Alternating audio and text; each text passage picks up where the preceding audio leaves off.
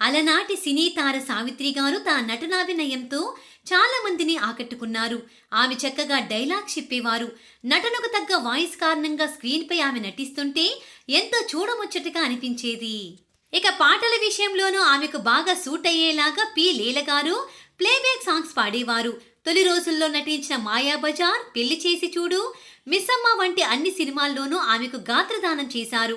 ఆమె పాడిన పాటలన్నీ సూపర్ హిట్ అయ్యాయి.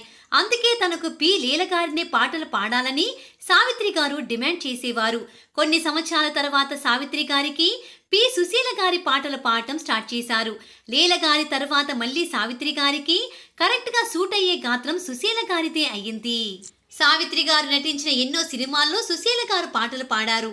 వాటిలో సూపర్ హిట్స్ ఎక్కువగా ఉన్నాయి. సావిత్రికి సుశీల గారు తప్ప తనకు పాట పాడినా తీవ్రంగా అభ్యంతరం చెప్పేవారు. ఇలాగే ఓ పాట విషయంలో సావిత్రి గారికి ఎస్ జానకి గారికి మధ్య మనస్పర్ధలొచ్చాయి.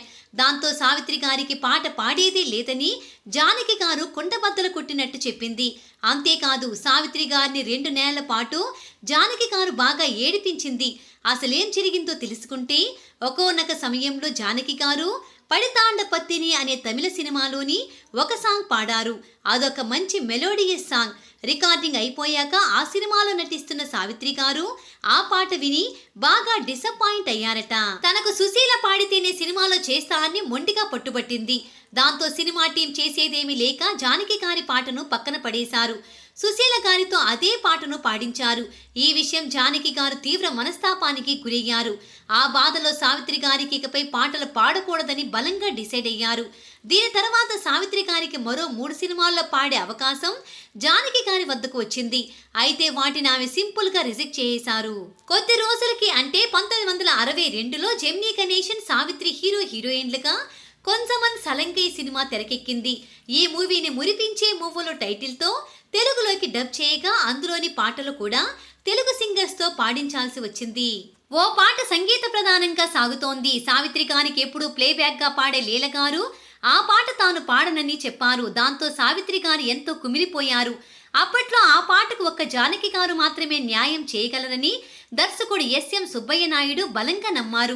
అందుకే ఆమెను కాంటాక్ట్ అయ్యారు. అప్పటికే సావిత్రికి పాడకూడదని డిసైడ్ అయిన జానకి గారు ఊహించిన విధంగానే దాన్ని రిజెక్ట్ చేశారు. ఎంత బతిమిలాడినా పాడేందుకు ఆమె ఒప్పుకోలేదు. చివరికి లతా మంగేష్కర్తో ఆ పాట పాడించాలని ముంబైకి వెళ్లారు. కానీ కొన్ని కారణాల వల్ల ఆమె కూడా ఆ పాట పాడలేను, క్షమించండి అంటూ తిరిగి వెనక్కి పంపించేశారు. అలా 2 నెలల పాటు జానకి సావిత్రితో పాటు మూవీ టీంని ఏడిపించారు. అయితే ఆ పాటలో వేరే వారితో డాన్స్ చేస్తామని, సావిత్రి అసలు ఉండదని, ఆమెకు మీరు పాడాల్సిన అవసరం లేదని దర్శక నిర్మాతలు జానకి గారిని మరోసారి రిక్వెస్ట్ చేశారు. దాంతో ఆమె ఆ పాట పాడారు. ముందుగా ఆమెను ఒప్పించడానికి దర్శక నిర్మాతలు ఆ మాట చెప్పారు. కానీ చివరికి సావిత్రి గారిని ఆ పాటలో నటింపజేశారు. ఆ పాట పేరు నీలీల పాడెద దేవా.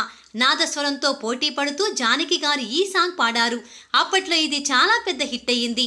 ఈ పాట ఇప్పటికీ వినేవారున్నారు. ఎస్ జానకి గారు పాడిన బెస్ట్ సాంగ్స్ లో ఇది ఒకటిగా నిలిచింది. ఆ విధంగా సావిత్రి గారికి జానకి గారు చుక్కలు చూపించారు. చివరికి పాట పాడి తనకే పేరు తెచ్చుకున్నారు.